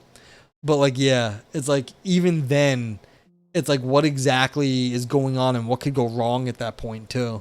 So, yeah, that's super cool. Getting there, because people might not know. It's one thing to make a chemical in like in a lab in like some small quantity. It's a completely other thing if you have to make industrial amounts of a chemical for like a huge manufacturing process. So it's extremely difficult to ramp certain things up. And people don't, like, you might think, oh, we can make this. It's like, yes, but can you make 10 tons of it? It's like, well, maybe not. So it's a different problem. It's always fun, but laborious work to travel the unique histories that make specific scientific fields and how they evolved. Absolutely. It's fascinating. The history of science is fascinating. A lot of times it's in philosophy, there's something called history and philosophy of science, because a lot of the work is very similar. You're seeing the evolution of the ideas over time and trying to understand them. So history and philosophy of science, like if you go to Pittsburgh, it's got a history and philosophy of science department or like section in philosophy. And same at Boston University, they have a history and philosophy of science area. So it's like, yeah. Lumpy works in the in-between part. You invent new routes on small scales, but then you bring it to a few hundred grams. It gives a lot of important cues for late stages. Yeah. So you're one part of the process. Like you're not the smallest bit, just making it the first time. It looks like you make from the smallest bit. Once you know it can be done, how do you do it faster? And then other people then see how you did that and scale that up as best they can. That, yeah, it's part of the, this is how medicine is made. Okay, on the other hand, so this is different. See, they just claim that there's no ideology, and we are talking in chat that there actually is a little bit there. So yeah, Walter Blanc, yes, making actual medicines like to save everyone's lives. There we go. On the other hand, an ideology usually does not result from research, although some may be inspired by it, nor does it change with its results. It is up to now, ideologies have been fairly dogmatic beliefs and resistant to scientific innovations. An ideology can change, but only in its details. If an ideological ism were to radically change, it would cease to be that ism. Okay, so they're saying, look, science evolves over time. Based on current research, the ideology is there to self-maintain, and so there's a difference. I'm not sure I buy this now, because like physics claims it's like, you know, the hard science. There's definitely an ideology of physics that this is what physics is. Now maybe you can separate out the ideology of physics from the actual physical research, but I'm not so sure that's clear. Decolorism is in Canada and not particularly interesting going south. Okay. I mean, we have many Canadian friends in chat. So this is their claim right here, that science is reactive to what research produces. Ideology is not reactive. It actually is trying to maintain itself. Even if it does change, it's not reacting to the results of science. Okay. Major changes in an ideology are usually introduced by some charismatic leader and resisted by other charismatic leaders, rather than being the consequence of rigorous investigation and admission of mistakes. The result is that ideologies, instead of progressing like sciences, fragment. As an example, let's consider many divisions of communism: Marxism, Leninism, Stalinism, Maoism, Trotskyism, etc. The methodology components and the verifiable element are mostly absent from ideologies. See, again, you see how weird this is? They just said earlier that you're not verifying things. There is no verifiable element. They said that not that long ago. They said that right up here. Ruling out a theory through predictions of models is very difficult. What's verifiable then? You're not verifying. There is no verifiable element. They just said that. What about an ideology that emphasizes malleability and reactivity? See, again, now, would that be able to maintain social control? I don't know. But I'm not, like, according to their definition, maybe? I don't know. So, but like, I'm seeing this right here seems very funny to me. The ideologues will apply in many occasions the ideological package prescribed for each case, regardless of the situation, to later blame the failure on whatever is at hand at the time. Yeah, so they're saying, look, the ideology is more important than the details, and the difference between science is that eventually the science will win out. Like the science will revolutionize, whereas the ideology will not. And that's what they're saying the difference is here. I'm not entirely sure this is a perfect, like, distinction here. Yeah, this is the doubts look. This feels like an explanation of human behavior. I mean, that's true. But the ideologies are of social control, so it is of human behavior, but they're trying to say science is more objective than that. Yeah. Ideology of change sort of thing? Could be. I mean, but they're talking about ideologies which are, again, defined as tools for maintaining social power or generating social power. Now, the science, they're saying you have to follow the science according to whatever the science says. And that, they're saying, is not going to maintain social power. It's going to have to follow the research. In 15 minutes, it'll be 3 hours. Don't injure yourself, old man. Yeah, we're getting to the end of this. I do appreciate you looking out for my health, though. I am an old man. Okay. Several authors in the last decades have proposed that science is a form of ideology since it would actually deal with power and domination. See, here we go. And here's exactly... It's like, we do know that this happens. The attitude of considering science as ideology perhaps goes back to Heidegger's obscure analysis of technology. This goes back earlier than that, but yes. According to Heidegger, 1, technology is not an instrument, but is a way of understanding the world. 2, technology is not a human activity, but develops beyond human control. Yeah, I mean, our technological society, now we are reacting to the way society is with technology in it. And 3, technology is the greatest danger, risking seeing the world only through technological thinking. There's a confusion here between science and technology on which I will talk about later. All right, so you think you're smarter than Heidegger right here, but that's okay. Heidegger can also be wrong. The view of science as a form of power and an ideology is more clearly stated by Marcuse. According to Marcuse, domination perpetuates and extends itself not only through technology, but as a technology, and the latter provides the great legitimation of the expanding political power which absorbs all spheres of culture. He adds, science, by virtue of its own methods and concepts, has projected and promoted a universe in which the domination of nature has remained linked to the domination of man, a link which tends to be fatal to this universe as a whole. Nature, scientifically comprehended and mastered, reappears in the technical apparatus of production and destruction, which sustains and improves the life of the individual while subordinating them to the masters of the apparatus. Thus, the rational hierarchy merges with the social one.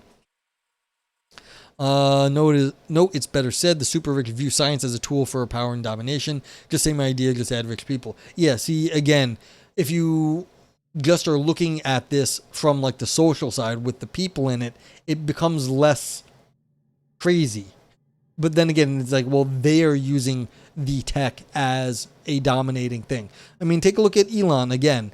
He owns Twitter, and he is now sharing deepfakes of a political contender in the United States, because that's what it looks like happened like yesterday or something. He shared a deepfake of Kamala Harris. So he's using the technology and the deepfake science to perpetuate social control. Like, it's not actually, I mean, there's always been propaganda. I mean, just this is what's going on today. Yeah, I keep switching between X and Twitter just to annoy people. The question for Marcuse is not whether technology has played any role in the promise of emancipation of humanity. The question for him is simply whether technological advance leads to more repression and the domination of or not. He fears that, quote, the very concept of technological reason is perhaps ideological. Since industrial technology facilitates the exploitation of the working class by the bourgeoisie, the instrumental manipulation of nature in the natural sciences is bound to be guided by a bourgeois ideology. Science has become ideology. And so there we go. At least this author is trying to do, to show how people can think about this. Yeah, the service formerly known as Twitter. Exactly, Corwin. DeCarlism says, like when it's right-wing eugenics, there's mostly certainly a power thing, but then science is a tool for ideological end. Yeah. But the point in from Heidegger, and I guess through Marcuse, is that the science has its own culture and everything built in with it, and so there is ideology built into the science, and it's not clear you can separate that out because science is such a collaborative and large enterprise. It's a huge enterprise, and so things get built into it. If Elon can dead name his daughter, we can dead name his site 100%. It's always gonna be Twitter for me. Like I said, I was only switching between X and Twitter to be a jackass. Okay, according to Habermas, the central error in Marcuse's formulation of the problem is that he has retained a concept of ideology appropriate to an era long past. For Marx, ideology was tied to a defined social class. Such a view is now untenable. Habermas thinks that classes have not disappeared in contemporary society, but have been irreversibly integrated. When Habermas calls for the abandonment of the critique of technology and science as ideology, he is not trying to imply that they are neutral. He recognizes that they have become forms of domination as well as emancipation from deprivation and hard work, so he sees them in an ambivalent light. It's a mushy thing that's quite a handful, isn't it? A lot of things are mushy. Other authors who challenge, like that's what she said, other authors who challenge the neutrality of science and defend a science loaded with ideology are Thomas Kuhn, Paul Feyerabend, and Bruno Latour. So like these, like right here, Tom Kuhn, big old, like big name in philosophy of science. Same with Paul Feyerabend and Bruno Latour, but less so, I think. These well-known and widely debated views have many similarities with Foucault's thesis that knowledge and power relationship becomes characteristic of modern society. You like Kuhn? Yeah, a lot of people like Kuhn. I like Kuhn. I have the book right there. There's a book. That's my dad's book he gave me when I was taking a philosophy of science course in college. That was a book he had from like the 70s that he gave me, and I was just reading because it's the same fucking book. You can say you've read Foucault, that's fine. I mean, it's good if you want to, but you don't have to. The concept of science comes from the environment of cooperation thousands of years old. Yes. I mean, but so have all the other words too.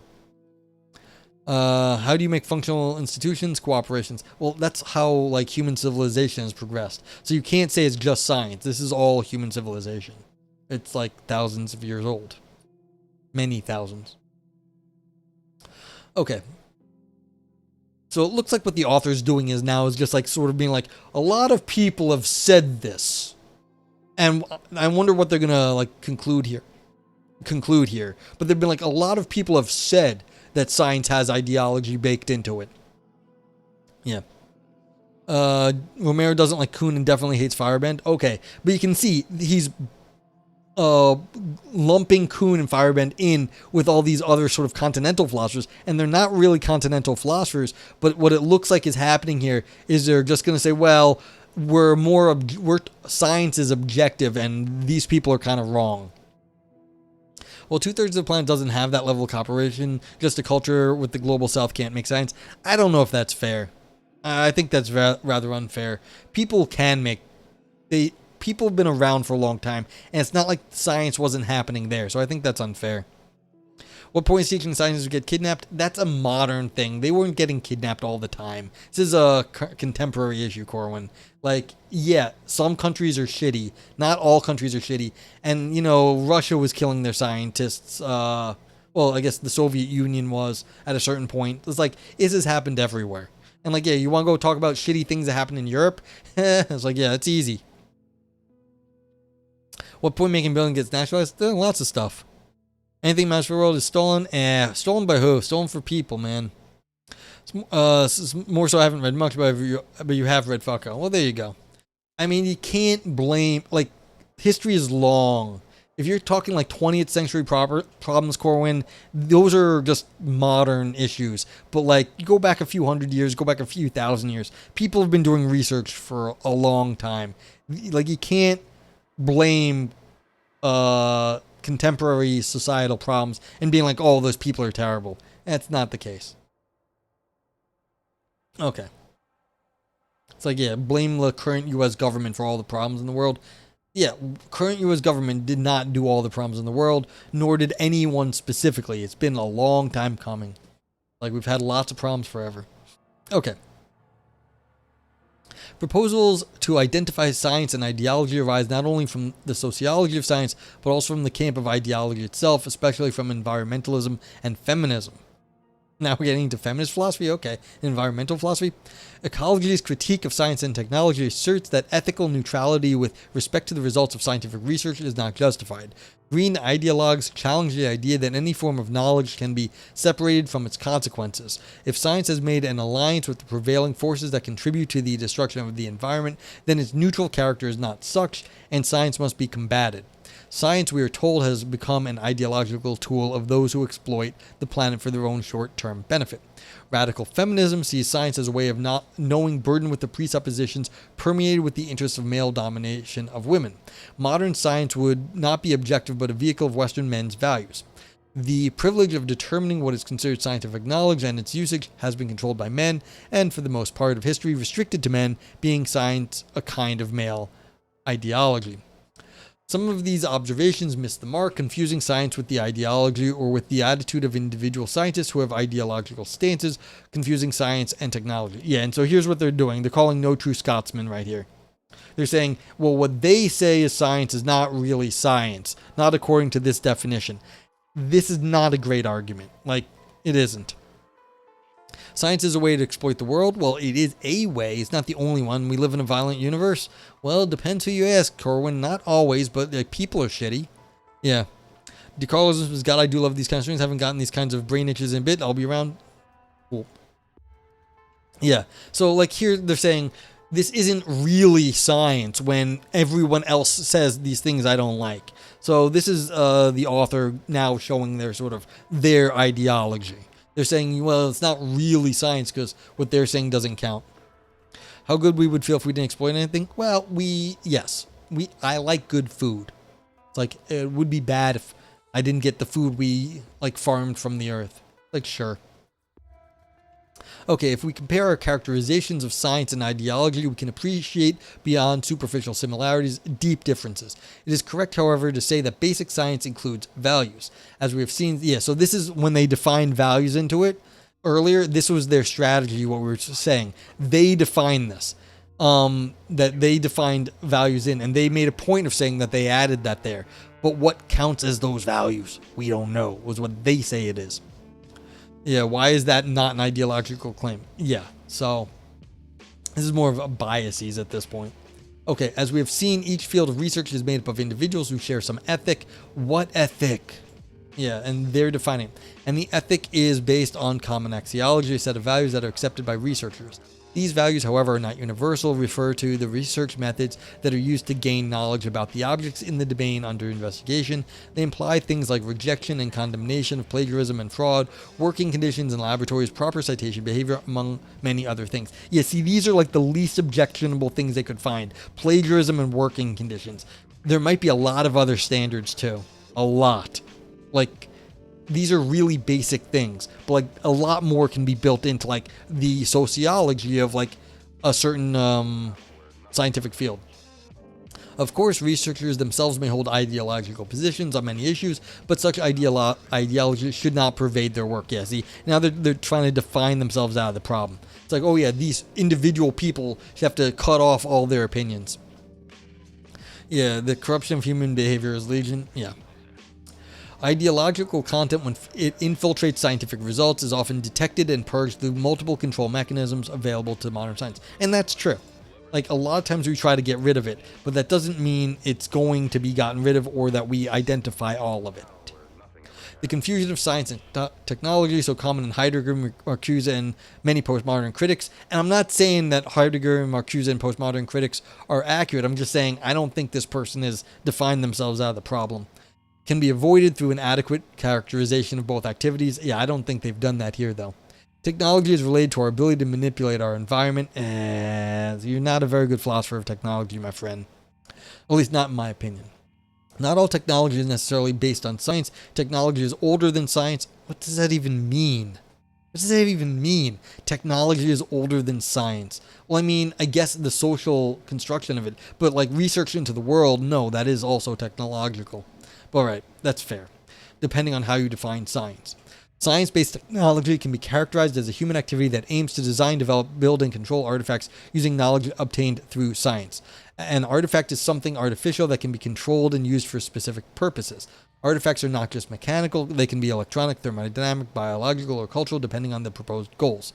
Science-based technology includes not only many engineering fields, but also medicine, didactic, normative epidemiology, economics, law, and disciplines, social planning. As we did with all the stuff, they're going to make some stupid long fucking list again. Yeah. I mean, Corwin, this is like how they are defining stuff. And that's fine, you're allowed to define stuff, but I don't know if there's a whole lot we can read into this. Like how much there is. All right, where do we get to the end? Okay, so this is the last little bit. So they defined all these characteristics of tech. Each scientific technology is a science-informed activity aimed at solving practical problems, although closely related to science through through F and E. It differs radically from science and its methods and goals. There is, however, a strong, virtuous link between science and scientific technology. Scientific results motivate questions whose answers demand new technologies, and then the results and empirical explorations obtained with these new technologies make it possible to formulate new questions and problems. That causes a mutually reinforcing progress.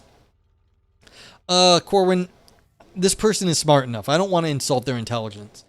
I think everyone is limited in what they understand in philosophy. I am, you are, everyone is. So they, I think, misestimated or didn't quite understand the significance of certain criticisms of science along the ideological lines, or they think they've solved the problem, which is fair too. They think they've solved it through their definition. I don't think that's the case, but I think I don't want to be like, this person's not smart enough. They seem plenty smart. This is a pretty sophisticated paper, and they've said many smart things along the way. So I think they may have just underestimated some of their competition. Okay, you see, they're getting somewhere. Technology is not free of value. The technologists in each field have values regarding their rules of action in certain activities, such as animal experimentation, environmental contamination, and the production of weapons, contrary to the cases of basic science, where general ethical neutrality is clearer. See, they think it's clearer. In technological discussions, of values and ethical implications are possible and desirable. Ideally, such a debate should be rational and informed by science, but is often ideologically motivated. And that's true. The moral responsibility of technologists in their endeavor to produce technological artifacts and solutions to the problems entrusted to them should not obscure the more important responsibility of politicians, bureaucrats, or executives who demand, finance, and decide on the use of products obtained through scientific technology, from vaccines to weapons. I conclude that more than science being like a kind of ideology, ideology is a kind of pseudo-technology. And that's how they defined it earlier. It's a technology for social control, but then they want to define science out as separate from this. I don't know if they can do that, but they did that. I don't know if it holds up, though. But yeah. Okay, but this is what I said I was going to do. This is all I said I had time for, and this is why I said I can't read the whole paper. I mean, if you're still here, this is what I mean. I read basically almost exactly what you asked, or a little bit. I think I read one more section, but like this is all... Oh, did Carl say something? I'm sorry. That's why it's not an ideological claim. Okay, if I missed something, I'm sorry. But here's what we do here. We're going to rate half this paper for what I read. So what do you think of it? Here is the... I hit the wrong button. No, come back. There we go. This is the emote review. Okay, and I changed something here, and it doesn't look as good as it used to. I'm sorry, I have to make the background darker.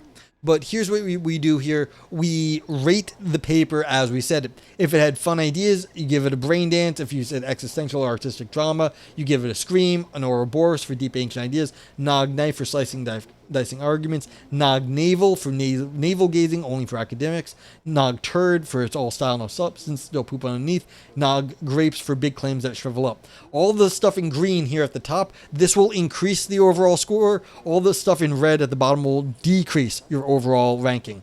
You can also use the general vote yay, which pulls the rank up, the vote nay, which pushes it down, and the meh, which will sort of pull everything into the middle. Yeah, so if you do Carlism, give it a poop and a brain dance then. And if you think it was a bad paper, then you give it more nays or more yays as you say it goes. So yeah, there you go. So if you give it a yay and a poop, that'll probably end up somewhere in the middle, you know? Like that'll how do. Paper gets the grapes and 2 Cheetos for insight, but also too many words. Well, please actually type it out because I save what your rating is by if you actually put them in chat. Brain dance because it's slightly above meh, but didn't say much. That's fair. That's fair. So I mean, give it a brain dance and a meh then, because that'll sort of average the things out. And appreciate it. This is just kind of how it works. So if you give it a brain dance and a meh, it'll average between brain dance and a meh. So yeah. But yeah, what am I going to say? You're not sure how this works? You have to type out the emotes. Emotes, you actually have to use the emotes. No, I don't do 8 out of 10s. You give it a few brain dance if you thought it was fun. So type out the brain dance or in the grapes. Like, so you write Nog Grapes, Noggrape with a capitalization. If that's how you want to do it. So it's you get to spam emotes. That's how this works. What am I going to say?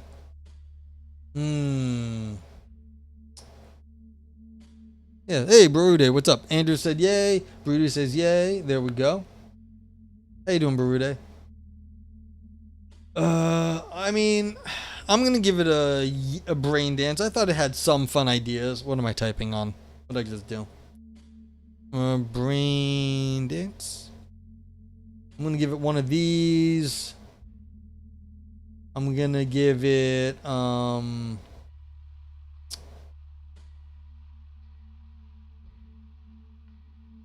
lurking in when you should be writing it. Not sure if I missed your last comment. You just gave it a yay. I'm sorry if I did. You can type it out again if you want. Oh, yeah. I got the same vibes. He's underestimating the critiques of science, but being devil's advocate is not the point. His paper, he had addressed the entire chapter of his books, was I didn't read entire. That's fair. Yeah. Brain dance, yeah. Yeah. Brain dance. I'm going to give it a brain dance. I'll just throw it in chat. Then, let's see. What else do I want to give it? That sort of like listing everything out shit is a little bit annoying.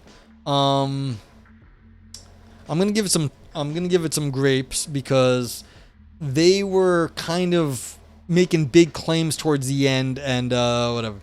I do not use other people's emotes, Corwin, because I don't have rights to those. These emotes, because this all goes up on a website, which I own. I'm going to, so you have your stuff ranking. So you have to use the ones I have, unfortunately. Sorry, because I don't want to steal other people's art. So if you want to give it a snowman and a pride heart, that's cool, but, it won't be recorded. I think it was decently done. I'm going to give it a vote yay also. So we got a brain dance, a grapes, and a yay. And I take it Vipers is still boycotting the rating. Do I want to build a snowman? I'd like it to be cool enough to build a snowman, so yes. Let's see, what else should we say? Is there anything else to give this? You know, they're going to get a Nog knife, too. I mean, this was pretty, analytic-y.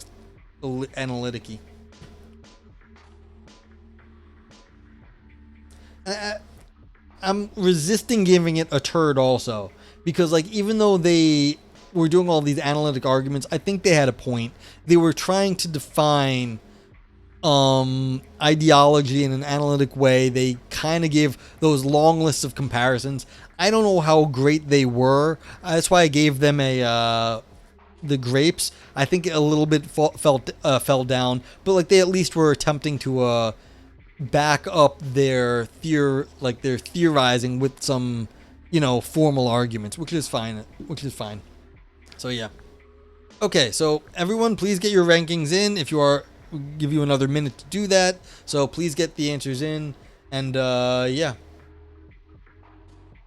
Yeah, so for anyone new here, these are Better TTV emotes because I didn't want you have to subscribe to be able to vote. Just type out the name, Brain Dance, Nog Scream, Nog Oro, Nog Knife, etc. And I generate a ranking based off of the stuff you put in there. So yeah, it was good. I appreciate that. I mean, do you have any? You